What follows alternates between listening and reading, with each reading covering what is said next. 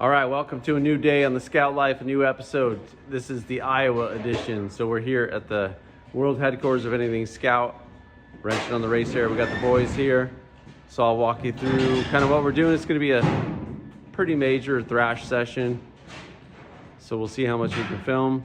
But we are wrapping up, today's a fabrication day, wrapping up a bunch of little stuff. Let me show you. In the back of the truck, we got these items to do. Inside the cab, we got these items. And the big thing is in the front.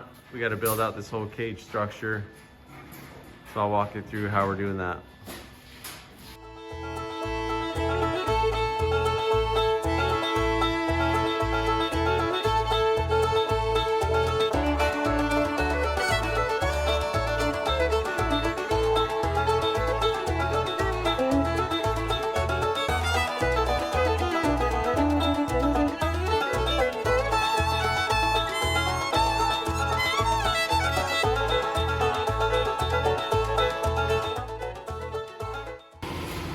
Down all the way. All right, yeah, so what we're trying to problem solve with Larry and Kyle and Ben is this is our actual fuel cell. So before this is a fabrication can. This is the actual fuel cell.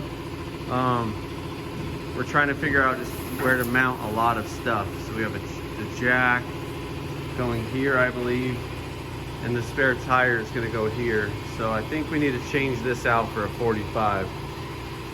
Wouldn't you guys agree? Yeah. Just give us that much more room. All right.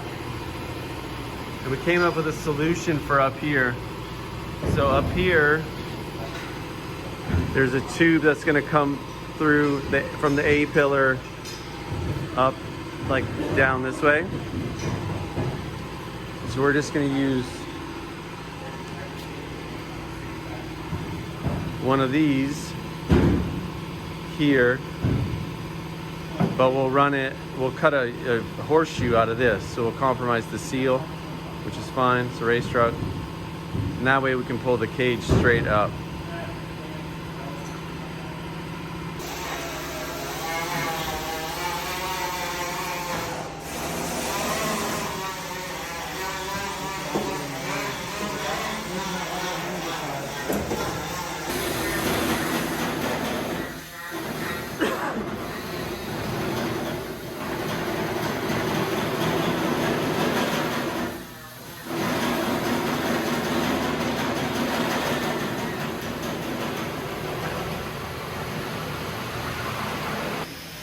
All right, so keep working on my plates here. So we'll have a plate here, plate here. I'm gonna plate a long plate along this top edge to gusset this, and then we'll mount our plate, a roll bar plate right there. Got this side, the door bars installed. We are gonna put like a bar that kind of comes down along this seat rail. And the boys are struggling with this fuel can. So we're working on it. Okay. What are we solving? We're gonna figure out how to get this angle right, tucked in tight here. So we can take a little bit off here, and then we can take more off the feet down here, find out. Right. Yeah, it looks like you can go, what, 3/4 of an inch off the straight edge? Yeah, it looks like we could go like an inch off this end, and then... So we want to keep this as far forward as possible. Okay. So nestling right, basically right where it is. It might be kind of perfect. Just like If that? you just cut this. All right. I mean, we have a lot of room. And then in terms of height, you want to come down? Yeah, I don't know. I'd probably go 3/4 of an inch off of that. Or at least a 1/2 inch. Pull this back a little bit so we're not fighting the bolts. Cool.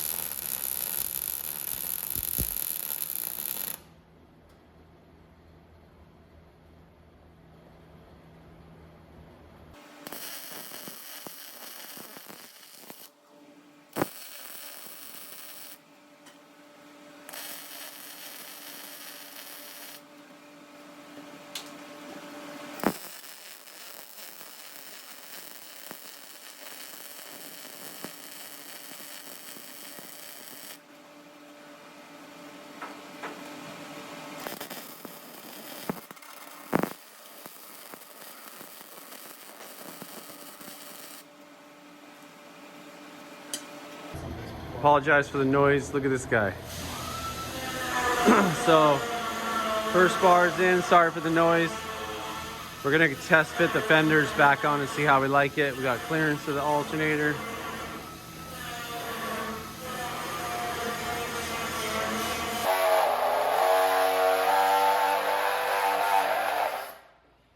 Hey Glenn, so this is Glenn, what's up? So we want to keep the windshield frame. It's a great design element and it just kind of completes the look. I understand why all the old trucks, they just got rid of the windshield frame. So we're gonna cut this out, and then Glenn's gonna weld in another pipe sleeve to give it back its strength.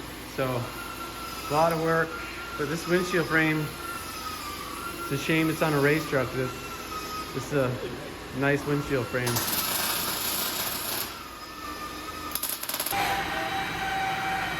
This is gonna be the worst audio video ever posted, but we're in a very noisy shop. And I forgot my microphone, but how sick does this look?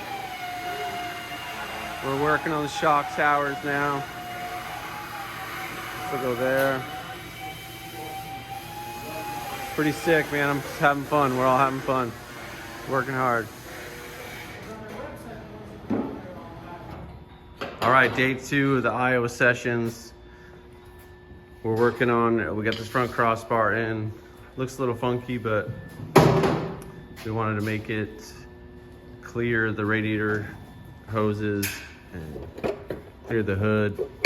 So this is what we came up with. It's removable. Shock mounts done on this side. Tines are done. Glenn is fitting the windshield frame. Let's go check it out.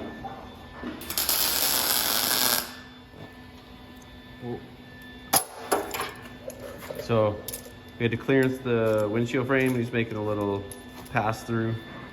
Yeah. So that's pretty sweet.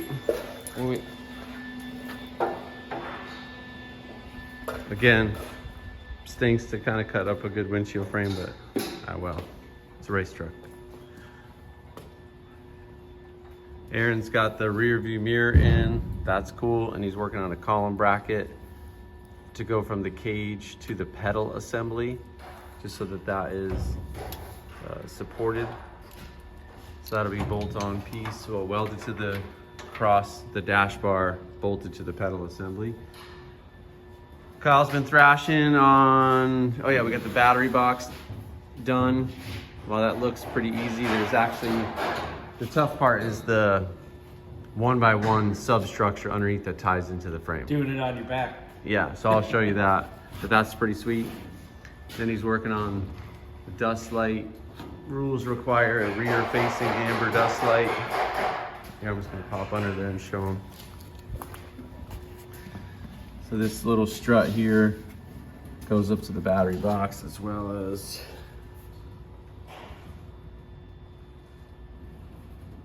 this one. And the trick is like fabricating everything so that the body can still be removed.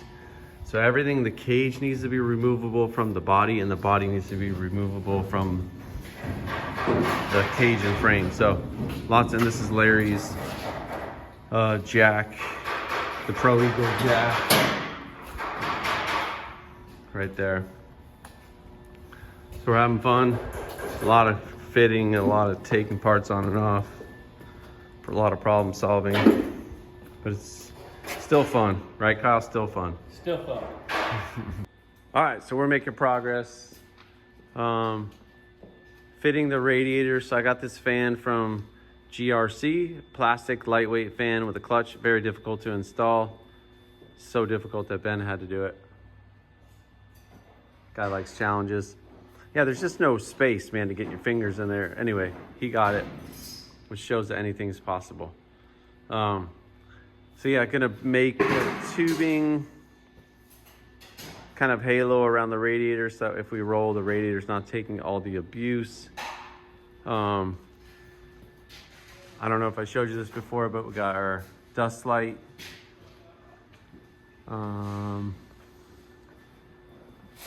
Pedal support. Aaron did that. Now we're putting tabs on for the aluminum dash. And yeah, doing toe points, number of little projects. Ben is the organization man, so we're chilling. The basic process we're gonna follow is finish up our fabrication. Got a bunch more engine bay fabrication to do. Then we're gonna pull the cage out, the body off, put the cage back on, and finish weld all the cage, and finish up that. Meanwhile, the guys are gonna trim the rear quarters, probably replace corner caps, even though we're gonna leave it patina. Maybe, that's still a debate. You guys can comment below what you think, patina or paint.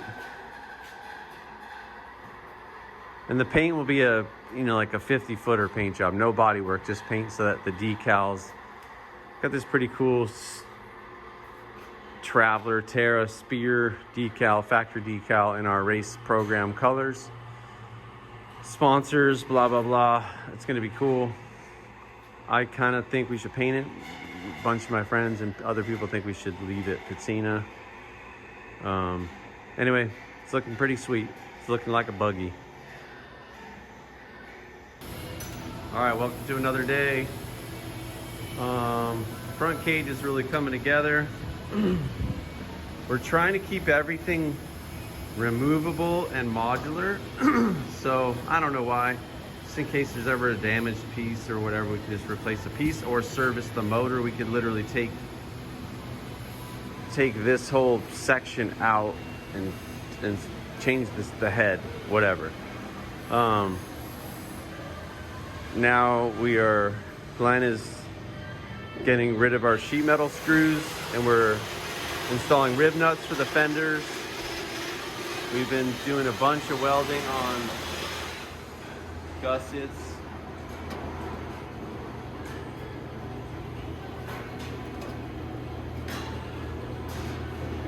It's a lot of work, a lot of tedious work. We're mounting the radiator. Again, trying to keep, there's nothing worse than fabricating something in a way that is not serviceable or hard to change. So we'll keep cracking. I'll keep you filled in as we go.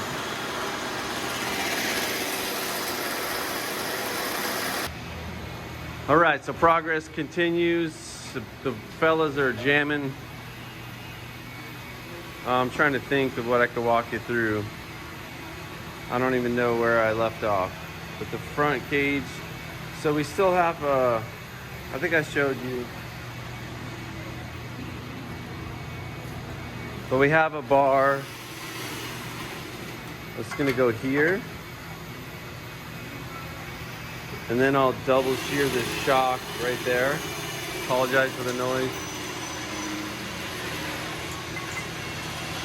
It's one of the reasons I haven't been filming too much. It's just because it's constantly noisy.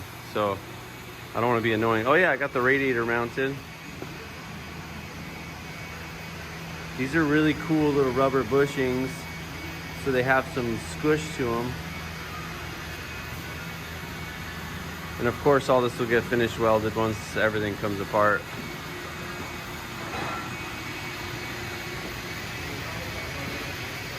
Now we're mounting up all the engine bay stuff. There's a lot of stuff to fit in here.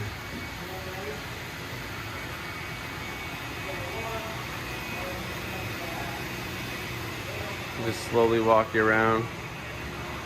On the cage, we got the door bars done. Those additional seat bars. Got the dash all laid out. It's gonna be our fuel pressure attack.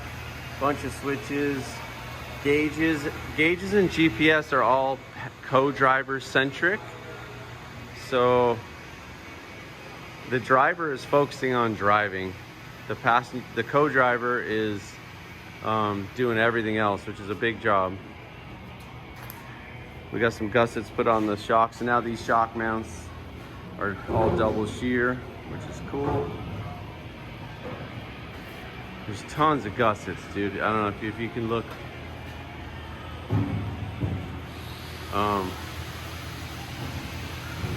The jack mount. Oh yeah, the drive shaft has been fit in there.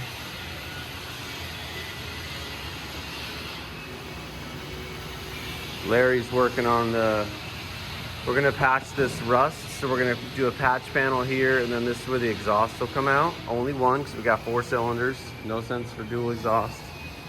We are gonna replace the corner caps, because these are just beat to the street.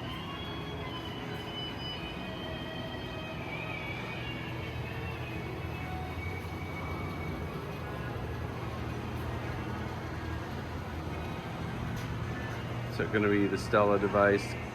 We're going with the Garmin Baja Tread 10-inch screen. It's pretty sweet. But anyway, I'll check back in a little bit as we build out the engine bay and some other fun items. All right, so Larry's got this cut out. But look, this is what you guys have in your Scout. There was obviously rust holes, but up here there was just bubbles. You can see, like, this is what happens on a Scout, man. It's just terrible. So, in our restoration, when we do restorations, that's the kind of stuff that we thoroughly repair and coat. But anyway, fun stuff. Woo. Check this out.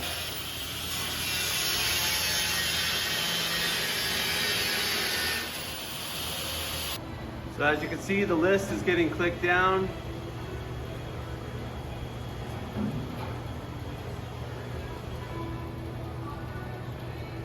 You can actually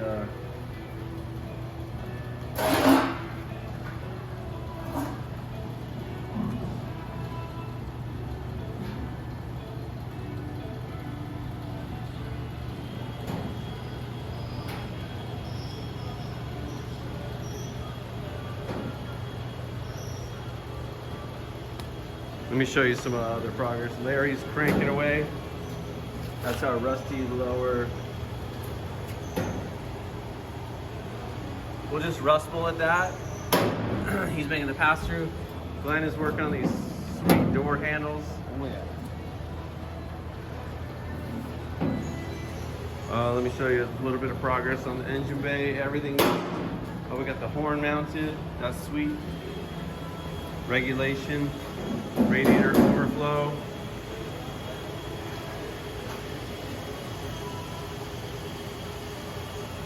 Got that mounted up.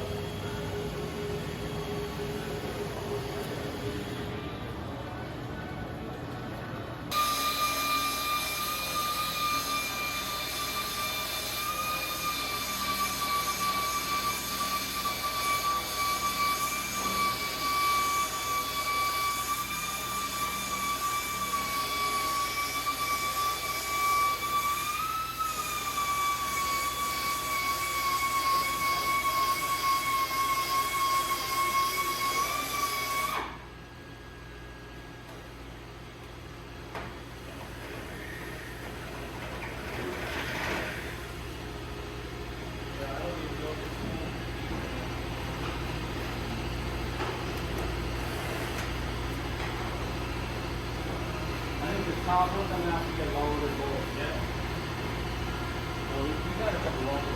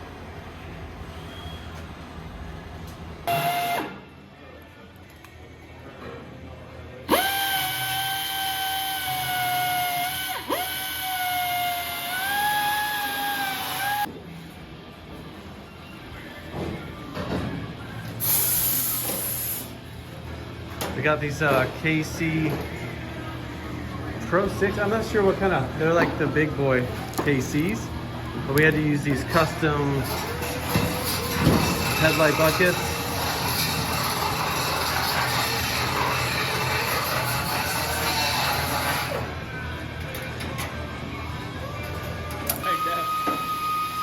So sweet. We're sticking with the 77 through 79 grill. All right, another morning here in beautiful Ames, Iowa. Race Terra is up on the lift. I'll walk you through today's projects, and I kind of did a recap last video or last shot.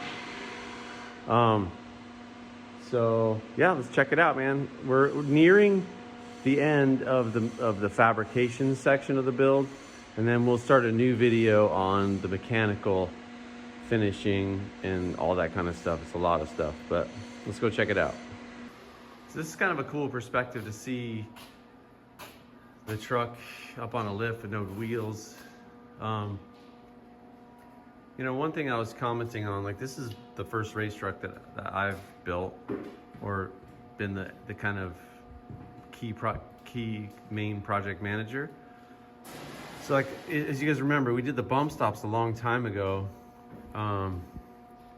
But if I had thought better about the whole project, I would have made this, like, not 2 plates, but I would have made one kind of cool plate. So next time we build a race truck, I'll have a better idea of, like, for example, this is the rear bar plate, and it's going to be a strengthening will plate down behind here and up here off of this 3/16 plate. But I can't do that now that the body's on. So if I would have done that when the body was off, but that's learning and growing and getting experience. I'll show you back here, it's pretty cool.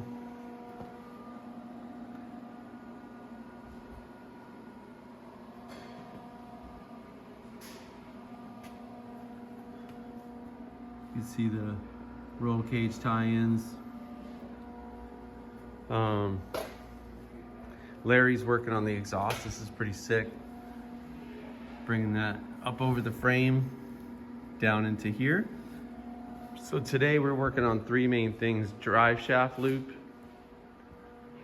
limiting straps, and exhaust. We'll have all that done today. And one thing you guys can stew on in the comments. So I had a viewer comment about the way I did the oil pressure, the oil cooler. So this is the main galley for the oil pressure. Let me do this. Running along here, like, this will be like the oil pressure gauge. Then after that will be the oil cooler main output, and this is the oil cooler pan return. And his comment, and I'm processing through it because I don't know, is that this being in the main galley will lose oil pressure as it comes up and goes through the cooler, which is going to sit up in here. So it'll kill the oil pressure as compared to a sandwich adapter that would go on the oil filter, in between the oil filter and this housing. So I couldn't really find a sandwich. I contemplated both ideas. And talking to CBR, they said that this way is the recommended way, and that the cooler, the fins, like the restriction in the cooler fins, provides enough resistance to keep the oil pressure high. So I don't know. We're gonna find out. And that's kind of my take, is I'll hook it up and fire up the motor and immediately we'll check oil pressure. And we'll find out. But if I have to do it the other way, we can do that as well. So anyway, gonna get going on limiting straps. Lane's working on drive shaft loop, and Larry's working on the exhaust. So it's a Saturday, and it's a happy Saturday. All right, so it's nice to have the shop a little less busy for stuff like this, particularly for filming, so I can actually, so here's the limiting strap. Rated for 10,000 pounds, good thing. So what I'm discovering about the suspension setup is this short of a leaf spring just does not have a lot of travel. So essentially we have 7 inches of usable wheel travel. So I probably could have went a little more aggressive. Well, and this bump stop is adjustable. So this could potentially turn to 8 inches. Good. I'm happy with how we set up the shocks, because if you look there, that's 8.5. So that's way more than enough. That would, even if we take a huge G out, big hit, I'm not gonna bottom out the shocks and damage the shocks or the mounts. So that's good, but it just does not, the back is probably 10 inches of usable travel. So that's something we'll look into in the future. But this is a limiting strap, and typically with a link suspension, you always want to have a limiting strap. Leaf springs, not really a necessary thing. But as I was studying other vintage race trucks with leaf springs, I noticed that they're running limiting straps, and I think it just helps the main leaf survive. Puts less stress and everything. So this is working out pretty well. I'm just going to mount this upright tube into this upright brace. So, and we'll just hope that it gets out of its own way on compression. But it clears the bump. I want to make sure that it doesn't get pinched in here, so that's why I'm not putting it behind. And then we also have another shock that goes here. So I'll mark this clean. This is already clean. I'll mark this, and then we'll get ready to weld these brackets on. Pretty exciting. Reminds me when I was a kid, my dad used to take his belt off his waist, and when he would threaten to spank us, he would snap the belt, and it was like that was a sheer sign of terror, and we would run and hide. That was in the 70s though, so different times. Yeah. All right, so here they are. I think I'm just gonna go ahead and finish weld them as much as I can. I'll wait till this cage is all coming out, so we'll weld that later, but I'll probably just go ahead and weld this one. Yeah, looks pretty sweet. We'll see how they react when we get the cycle of the suspension. Closer look at our gussets, which maybe we have dual toe points, I don't know. Oh yeah, we got these, I don't know if I showed you these, but these sweet plastic caps. Per the rules, you can't have any open-ended tubing. I don't think this would count as open-ended tubing, but also Tim got these sweet KCs flipped around. I gotta put this headlight in so that we can fit the oil cooler. Pretty epic. What's up? All right, progress continues. Let me take you on a little tour. It's only been a couple hours.